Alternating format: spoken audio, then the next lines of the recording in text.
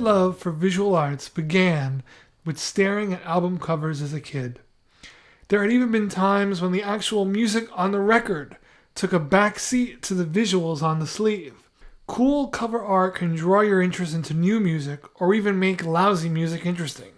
Kyle Schenkel, Overton Lloyd, David Stone Martin, Jim Flora, and secretly the covers of Ohio Players records were all work that I obsessed over, and I was obsessing over this art on square cardboard.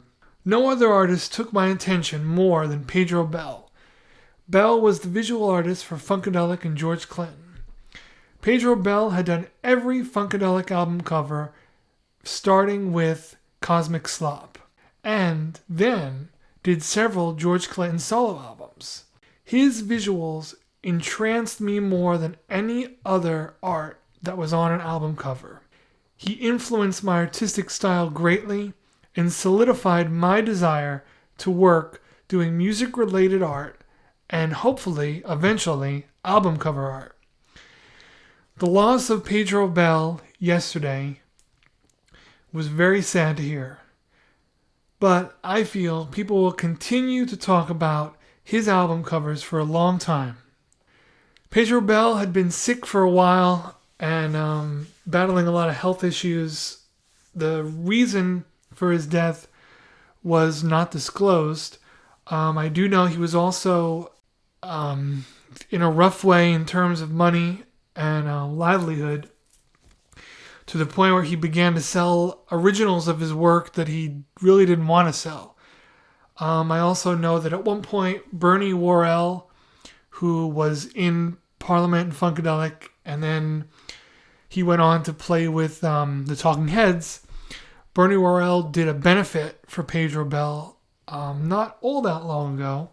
I don't know, but I'm hoping and sure that it helped. In 2015, I did an illustration featuring a whole bunch of different visuals from each Funkadelic album cover that Pedro Bell did. Then, in February of 2016, I was able to pass that piece of art along to George Clinton, in the hopes that not only would he like it, that Pedro Bell would get to see it and know that he has big fans out there. Pedro Bell was 69 years old. Having said all that, I hope you enjoy this episode where I sit down with college buddy Luke Swierczek and we talk about film and theater and our opinions on such things, and also listen out for a terrible, embarrassing producer's reference or joke, either one, that I make. It's pretty awful, but I left it in. I will talk to you of art. Yes. For there is nothing else. Are you all ready to join me today in our trip to outer space? Come along quietly or not. You can have all the talent in the world and never get anywhere. Some artists bait a hook to let you bite upon it. And now, without further ado, Coming to you loud and clear.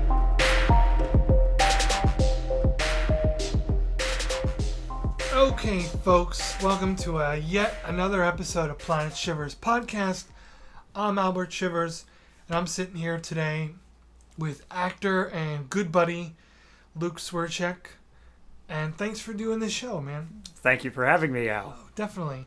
So, you just came off of acting in a stage version of Little Shop of Horrors. Yes. How'd that go? It went very well. It was at Center Stage Theater at the Tamako Community Arts Center in Tamako, Pennsylvania. We rehearsed for about 2 months, usually 3 nights a week. Or actually, no, 2 nights and then Sunday afternoons mostly, until Tech Week, of course. I played Mushnik, the Jewish shop owner. So for the first time in my life, I had to learn a Yiddish accent for the role.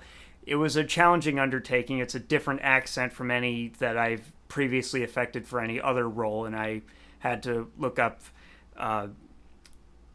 very professional sources online to get it down, but I think I got it pretty well, and I had a blast with the role.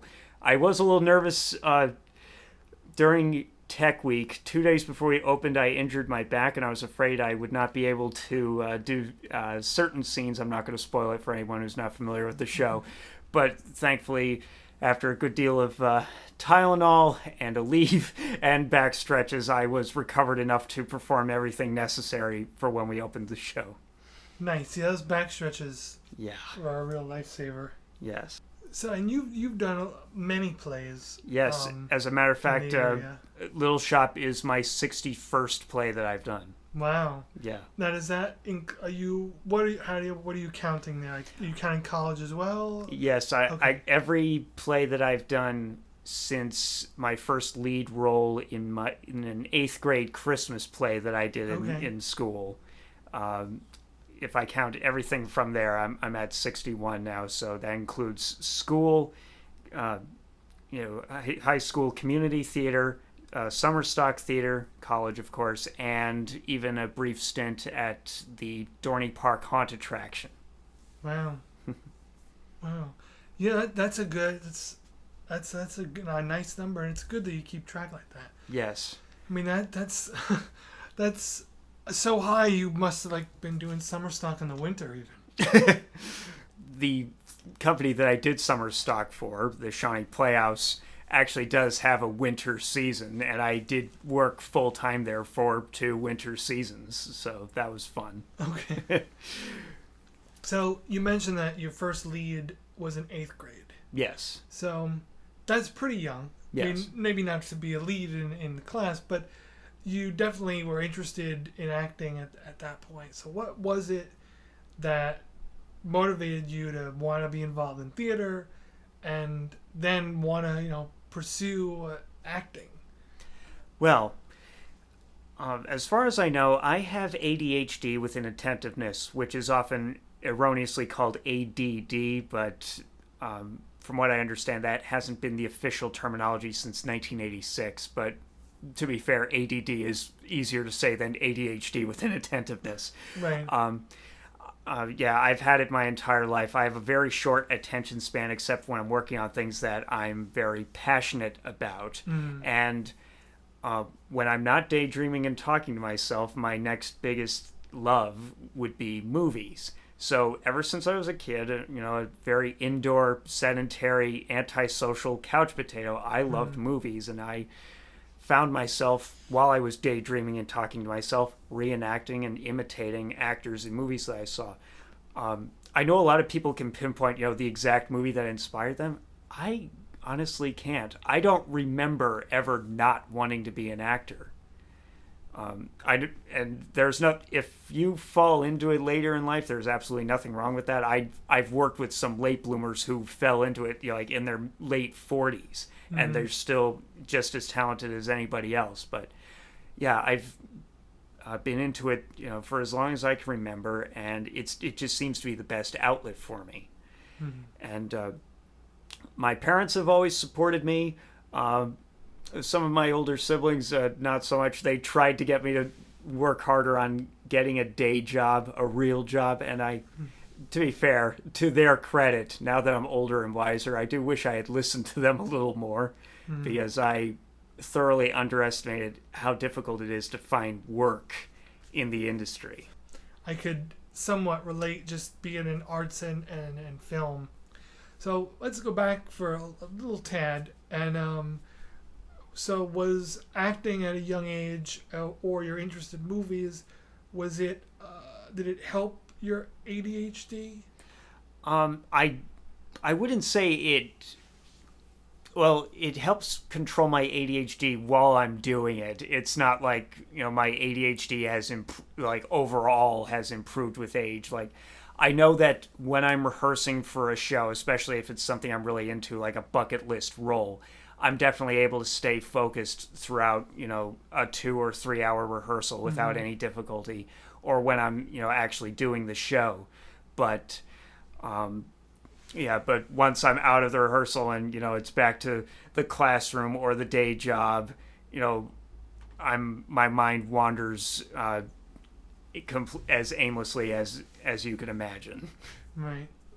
Now it's funny, not funny, haha, to me that you bring this up because 2 interviews ago, Yes. I was talking to a drummer and visual artist, and he came to that later in his life, but who became a drummer as a child because he had ADHD, and at that time, this man is 67 now, and at that time, they just thought he was crazy and just, oh, he's just hyper. And it wasn't until someone like stuck some drum sticks in his hand that he was able to kind of find something artistic to alleviate some of that angst or antsiness, however you want to put it.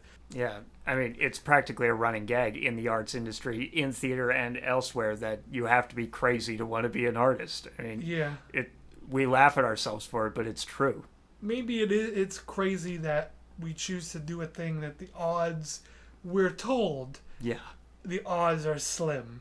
Yes. I don't really feed into that the odds are as slim as it's laid on us to be. Mm-hmm. I think it's the harder you work, the easier it becomes. Yes. And I think that there's a lot of lazy artists among us. Mm-hmm. Not Yeah. in this room.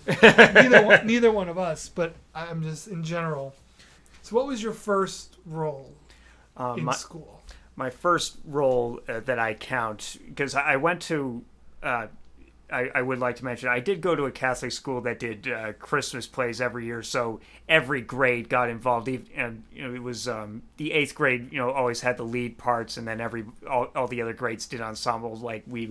Like each grade had one musical number in the show, but I don't have the playbills or anything. It was forever and a day ago, and I hardly even remember most of those shows. But my first one that I count as my first show was called How the Grouch Found Christmas. I played this kid on a school field trip on Christmas. The kids are going around giving donations to the poor, visiting these different sites, and I'm the kid who's being the killjoy, spoiling the holiday for everybody. And long story short, toward the end, you discover that his dad has just been downsized, and now for Christmas they won't be able to afford the latest football video game that he was really looking forward to. But after a chance encounter with some homeless children near the bus who aren't involved in the trip and don't even have anything to eat, he starts reconsidering what he's been doing and has a change of heart. Okay. So, yeah, it was my first lead role, and I definitely had fun with it at the time, although I am glad that I don't have any recording of it, because that is like a lot of artists, a lot of performing artists, I hate watching my own work. I'm very critical of it, and I have a feeling if I saw my 14-year-old self acting back then, I'd probably hate it very much. Even so now? Oh, yeah. You would, okay. No, I can understand that. Yeah, I can understand that. So, you continued to act through high school? Yes. My younger brother, John, who's 7 years younger than me, my parents, wanted him, to avoid, vegging in front of the TV, and wanted an excuse for him to do something. So they convinced him to try out too, and he ended up playing the Dormouse. And then from that point on, he had at least a bit part in every show that I did till the end of high school, except for my actual high school senior play. Then after that, I started my theater degree at East Stroudsburg University in 2007. Yeah. And my first year there, up until that point, every show I had auditioned for, even though obviously wasn't very many, I always got at least a minor role. And then, here I am at ESU in the theater department, and I auditioned for the children's show, didn't get cast. Auditioned for the modern drama for the winter, which was the Laramie Project, didn't get cast. Auditioned for the One Acts, didn't get cast. Finally auditioned for their classical piece, which was Tartuffe by Molière, and got 2 bit parts. Huge blow to the ego, to be sure. I can imagine. Yeah, because which I needed. I chose to major in theater because I thought it was going to be a cakewalk. I thought I was hot stuff. I thought I was naturally talented. I thoroughly underestimated how complicated acting is. I thought it was all pure instinct, just learn your lines and your staging, and that's it. It never occurred to me that there are as many ways to act as there are actors, and that there are people like Stanislavski and his many pupils who made it into a science. So, I learned more from my intro to theater class about the art of acting than I expected to learn in a lifetime, and it was heartbreaking, but not to the point that I thought, oh, maybe I should drop out of this and pursue something else. So it's like, up until, I was already, 18 years old. Acting was my life at that point. I couldn't leave that. So, but when I did Tartuffe, and I finally started working with other people who were just as eccentric as myself, if not more so in some cases, and they took me under their wing, and they, taught me a bit about the craft, and of course, being a theater major, I was required to get involved one way or another. If I wasn't on stage, I was required to help build and paint sets, which, again, initially I had no intention of doing. I thought, oh, that's the technician's job. Let them do that. Mm-hmm. But being required to do that taught me humility, and that theater is a collaborative art form, and that the actors, in the scheme of things, have the easy job. Right. And that, and to appreciate, how much team effort is involved in putting everything together, and how, if you don't like something about a show, you can't blame one person. It's, or if you appreciate something about it, you can't just give credit to one person. So in that first year of college, 2007, and you listed a few just now already, but in a technical sense of acting, what do you feel was one of the most important things that you learned that you didn't have going in? Was there anything in particular that stood out to you that really hit you in terms of learning? That I had to do more research on characters than just learning the lines. That I might have to learn, like, how does my character walk? Or, how does my character turn to face other people? Or how to actually play off of other people. Like, you can't just plan ahead, oh, okay, I'm going to say the line this way because I think this is the way it sounds. It's like, no, you have to listen to the other person. If they say their line that way and then you say it the way you planned, maybe they won't gel together. You have to react to each other to blend in, not to stand out. Mm-hmm. And that was, just the first year. And as we went on, I started learning other things, like how to be more restrained. When I started in acting, I used to flail my arms around aimlessly. My eyebrows practically had a mind of their own. Like, I was raising them nonstop, to the point that my third year, when I took voice for performance, the professors literally put Scotch tape on my forehead so that every time I raised my eyebrows, I noticed. I was like, oh, God, I really have to stop. I have to keep my face still. So you started ESU in 2007, and if we didn't already say it, ESU is East Stroudsburg University. Yes. You start there in 2007, and I began the same college in 2008. Mm-hmm. My path to getting involved in the theater department, and then thus becoming friends with you and other people there, was a very windy road. I started as a history major, didn't like it, wanted to leave. My mother convinced me to switch to an art major because I had done art in the past. Mm-hmm. And while being an art major in the Fine Arts building, I see the ad to for the one acts to submit.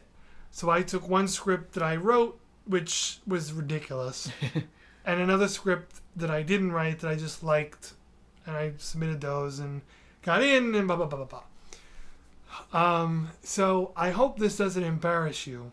I think I know where you're going with this, but go for it. And I love this story because I didn't know you. I didn't know anybody. And it was at one of the first one-act meetings. So all the student directors were there, and the actors were all we didn't know they were going to be actors yet, but all the other students who would go on to act in these plays and were ready to act in these plays were also there. And I was discussing with the head of the theater student group of whether or not the actresses in my play, which was Alex Braun's 10,000 Cigarettes, would smoke real cigarettes or not.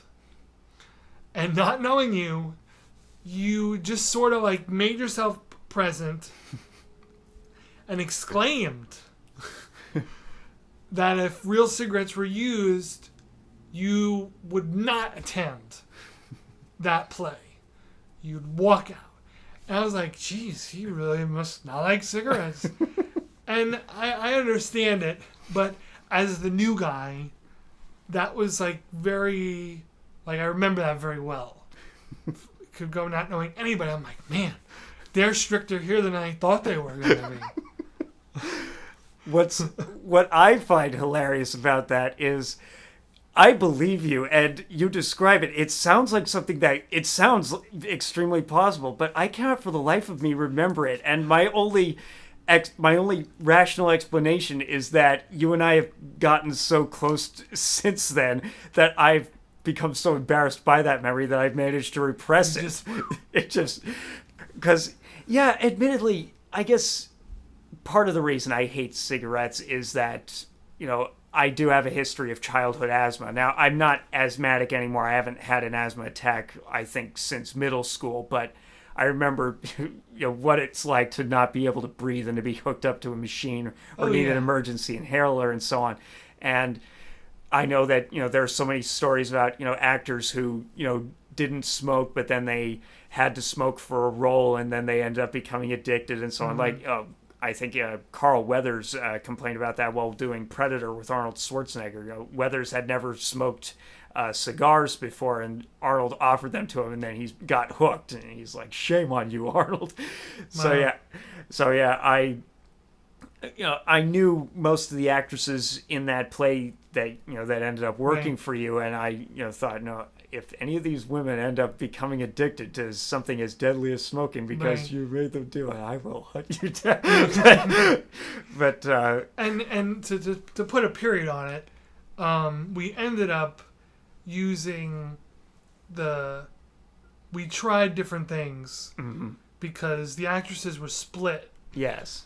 On whether or not they really should be smoking something or not. And there were four actresses in it. Two of them thought we should really smoke, and two of them were like, I don't want to.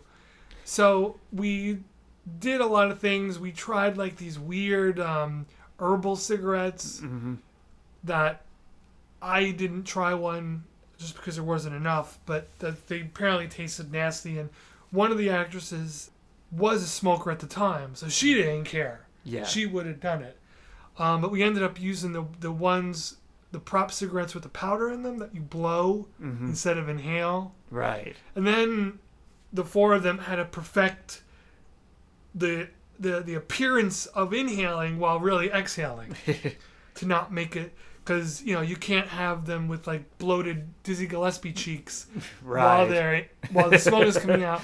It won't look right. So that was a whole nother new hurdle that got thrown, but it worked out. Yeah. It worked out. And what I was just thinking about was, so from 2008 on, we, after that one instance where you really put your foot down, we grew closer, became friends. And the one thing that just dawned on me is now you were in a lot of plays. Yes. From that point on in your college career, and I had a lot of involvement with directing the one-acts, the student one-acts, and I had my foot in a couple other things, but we never really worked closely together. Yeah. Which is interesting. It is interesting. I mean, we always came to each other's shows and supported each other.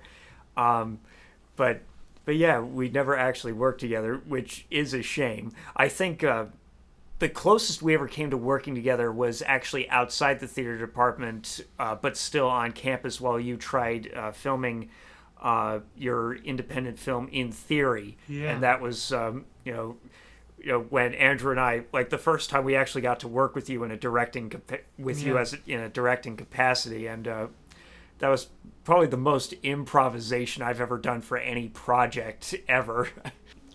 I mean, I do hope to do more improv as I get older, but back then that was a huge stepping stone for me. Well, okay. Yeah, that movie was just outlines. Yes. I still get such a kick out of when you did the one scene at the Fine Arts Center and Andrew just ad-libbed hoisting you over his shoulder and carrying you off. Yeah, that needed to happen, and none of us knew it. Yeah. So yeah, that was a lot of fun. Yes, it was. I forget which building we were next to, but it was the one where we were discussing the scenario of you claiming that you were going to meet your girlfriend in the movie, which I think was played by Kim. Yeah. You said that she was giving you guff because you walked through the adult section to get to her. Oh, you know what? You're half right, and it's coming back to me now. It was this girl. Her name was Moira. Don't remember her last name. I think it started with a Y. Okay. She was the one who caught me real quick. Like the East Stroudsburg University Library had this weird section in it of just all these like weird X-rated books.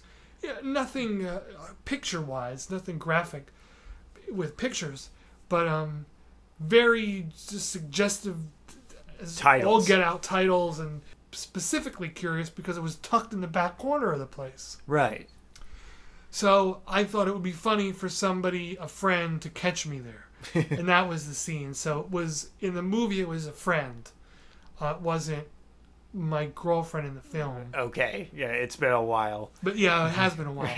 You're dredging these memories up now as you're saying it. So I all but forget about that movie until I stumbled across the DVD and go, not ready to watch this again yet. So yeah, maybe that's my 14-year-old self not want to look back Exactly. at that. There are things I can look back at, but I haven't got the courage to look back at that yet. Yeah. For no other reason but me seeing myself. That whole package, that was Albert back then. Yeah. So one's toughest critic is oneself. Yeah. So, yeah. But that is the only, I think through college, the only time we had the opportunity to work together on the same project. I remember being involved in the one acts and you being in other one acts. Yes. While I was directing one. It was supposed to be like a Tennessee Williams one act festival. Yeah, that's right. Yeah. That's right. Yeah. Yeah, and that's the year I did the Pink Bedroom that year. That was another one where thankfully not me that particular time, but other people gave you grief. You said, didn't you? You were saying one of the professors was giving you trouble in regard to Steph Cariffi's costume design for that show. Yeah, I'll tell you briefly what happened with that. Is so I drew 2 costume designs, and I said, "This is kind of what I'd like, and you could choose." And she went with the more risque one, which was cool. And somebody, I don't know who it was, if it was a professor or one of the people in charge of the student one acts, actually like separated her from the herd and like talked to her privately, said like, you don't, if he's making you wear that, you don't have to wear it if he's making you wear it. And she's like, no, he's not making me wear it. He gave me an option, and this is what I chose. I'm proud of the fact that of the three years of one acts I did, 2 of those 3, I was the reason why there were parental advisories before the one acts. So I'm proud of that. Keeping folks on their toes. So let's backtrack a little bit. Do you recall when you were younger, young couch potato Luke? Well, I know I certainly loved Disney. I certainly loved Godzilla, but I'm trying to think of which ones which live action films and actors I loved. I know. I think like my first love of live action musicals, and remains my first love to this day, is Chitty Chitty Bang Bang with Dick Van Dyke. I absolutely love that film, and so I'm sure that one may have been an inspiration back in the day. I know. I definitely have a soft spot for The Adventures of Robin Hood with Errol Flynn. I think that movie, more than anything, is the reason why I've always wanted to learn fencing and sword fight choreography. But sadly, I have yet to brandish a sword on stage because there were no fencing schools near where I grew up, and sadly ESU. I think when I was a freshman, they had like an elementary foil fencing fitness class, but they got rid of it before I had the chance to enroll in it. I don't know if the instructor left or if they just had a budget cut or what. But yeah, so the closest I've ever came to, I mean, I technically you did some sword fighting in at the Dorney Park haunt attraction, because the haunt is divided into different sections, and I was in the medieval themed one, Age of Darkness. So we used prop swords, and I got to learn some very basic broadsword choreography, but I stunk at it, and I lost most of my fights, which were like 90% improvised anyway. But yeah, even though I'm definitely a late bloomer in this regard, I know that The Adventures of Robin Hood with Errol Flynn, I think is one movie that is definitely one of the oldest movies I remember inspiring me, with acting. But the first actor that at this point in time, my favorite actor is Humphrey Bogart, and my favorite acting moment. This was later, oddly enough. This was when I was in high school. My parents and I were watching his Oscar-winning film, The African Queen. I remember I was sitting on the floor and my parents were sitting on the couch behind me. The movie was playing on the TV. I was only half-heartedly watching it because I had never seen it before, and I only joined in after I saw other people were watching it, so I wasn't as invested. But my mom and dad, were watching it undivided attention. They had seen it before. They caught it from the beginning.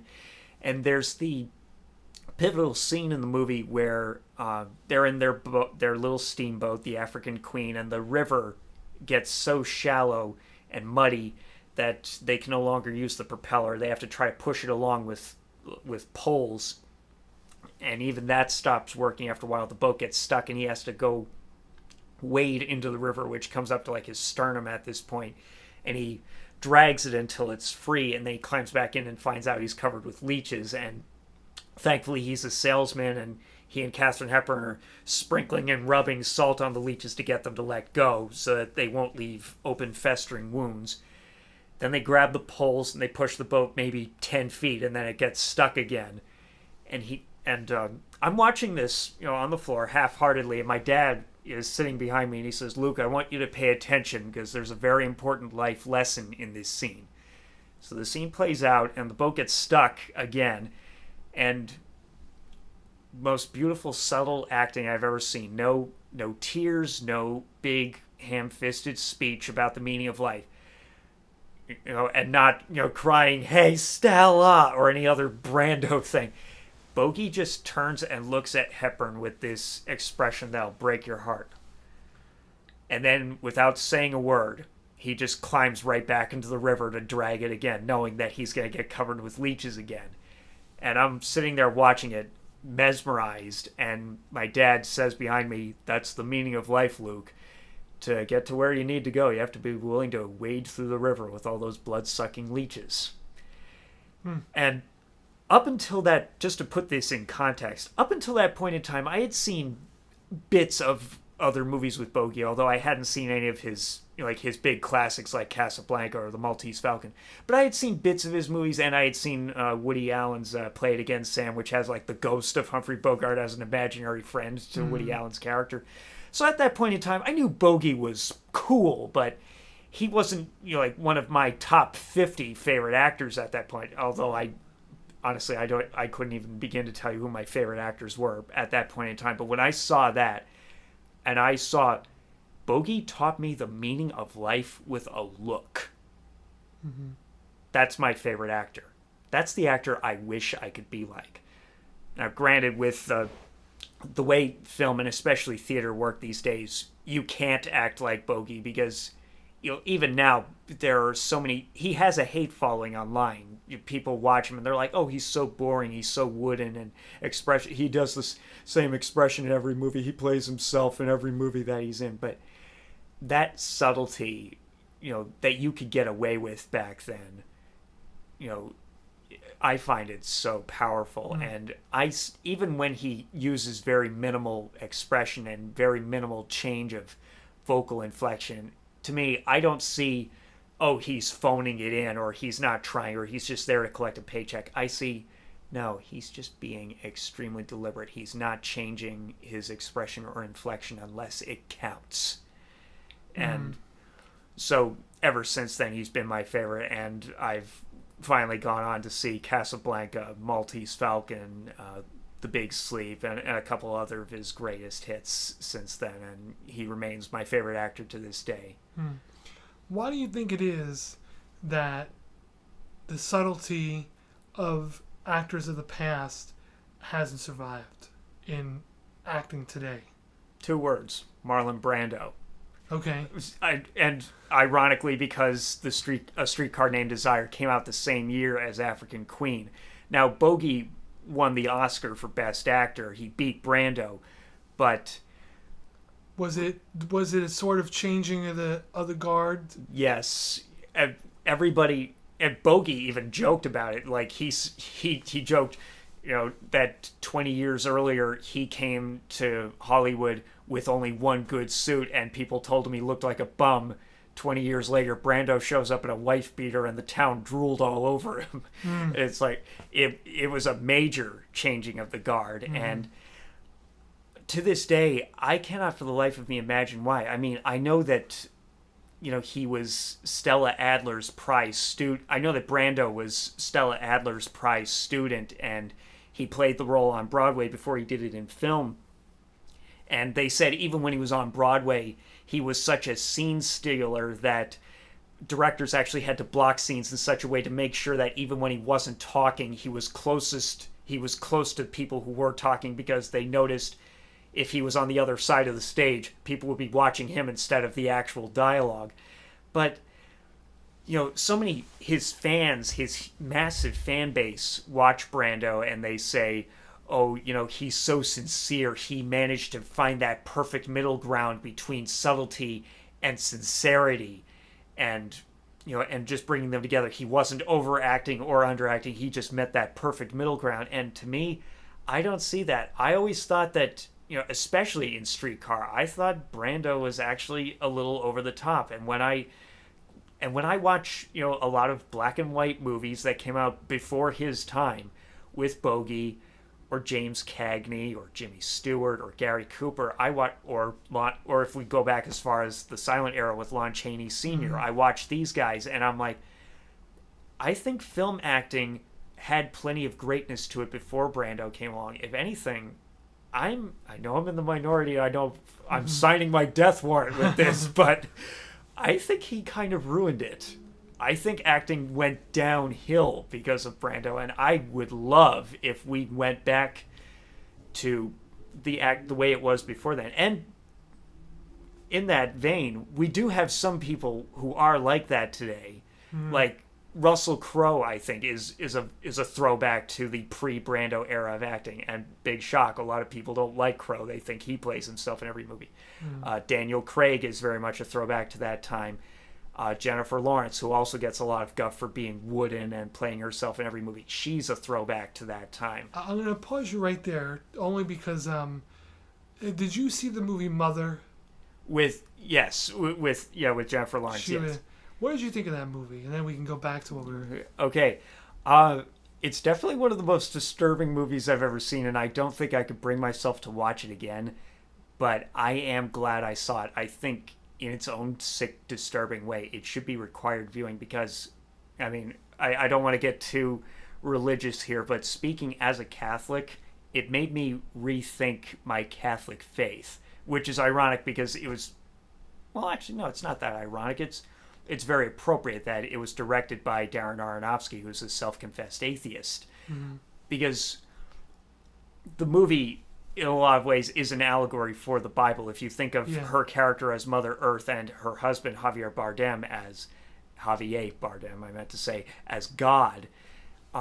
Which is a premise that goes over a lot of people's heads with that movie. Yes. That movie got completely trashed. Yes. And yanked from theaters. Yes, and it was nominated for all kinds of Razzie Awards. The only thing offhand that I really thought was bad about the movie was the cinematography. I think like 90% of the shots were close-ups of Jennifer Lawrence, which she is a very attractive woman, and close-ups can add discomfort in a movie, especially in that context. Right. But I think it was used a little too much.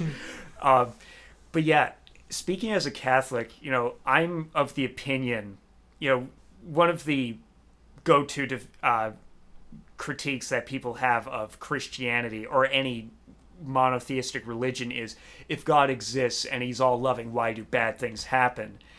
Right. As a Catholic, my response is, well, we were taught we have free will, and that because God loves us unconditionally, if he didn't love us unconditionally, we would not have free will and we would be mindless puppets. Now, before I saw Mother, the movie, I used to joke, sometimes I wish God didn't love us so much, as if to say he should take away our free will. After watching that movie and getting a different perspective on, you know what? No, we are being kind of horrible to each other. We are, and destroying Mother Earth. Maybe, I don't think I can joke about it anymore. I think I'm being serious. I think we should have I think he should play the disciplinarian and say, no, your free will is taken away from you. Now go to your corner with the dunce cap until you learn to respect each other. Go back to that Old Testament God. Yes. Who didn't take no guff. Yes. Who would flood the earth and just wipe out everybody and start all over again. Right. So let's, I'm going to jump to a different movie now. Yeah, that's fine. Let's keep on the religious topic and throw Russell Crowe in. Did you see his portrayal as Noah? Yes. What did you think of that movie? I think it's fine as long as you don't take it seriously. Okay. I know a lot of people, were utterly offended by it. Like, that's not the Bible. That's not how it happened. And I know a lot of people complain about the whitewashing. It's like, oh, come on, guys. There are plenty of other movies where that is an actual problem. It's obviously not meant to be taken seriously. I wouldn't go out of my way to watch that movie again, but I did really like Russell Crowe in that movie, and I thought that Emma Watson stole the movie, but of course she's like my favorite actress in the world right now, so I'm probably not the best judge. Gotcha. Yeah, that I seen it, and I feel the same way. You know, it's a movie. Yeah. Like, it's supposed to be, if you want, like, my feeling is always, if you want the facts, they're amazing documentaries to watch and amazing books to read. Yes. But when you are putting together a film that is going to have to compete with Marvel and all the pop films. Yes. You're going to have to, like, jazz it up a little. Yeah. You know what I mean? And my attitude toward critiquing film is constantly being shaped over the years, especially because I'm a diehard fan of internet movie critics, although there's some I've stopped watching. And for the longest time, I did subscribe to the school of thought that you can judge a movie as objectively good or bad if you look at the facts, but with a little more age and wisdom, and especially some videos dedicated to debunking that myth, I've come to realize, no. Film is subjective, no matter how many objective facts you can nitpick, factual inaccuracies you can rip out of a movie. You can't stop somebody from loving a movie that is objectively bad or from hating a movie that's objectively good. It is still a subjective medium, and not everybody watching is going to have the same feeling. My biggest thing when it comes to how seriously to take a movie is how it is presented to you. Like, my number one favorite comic book movie of all time is Tim Burton's Batman.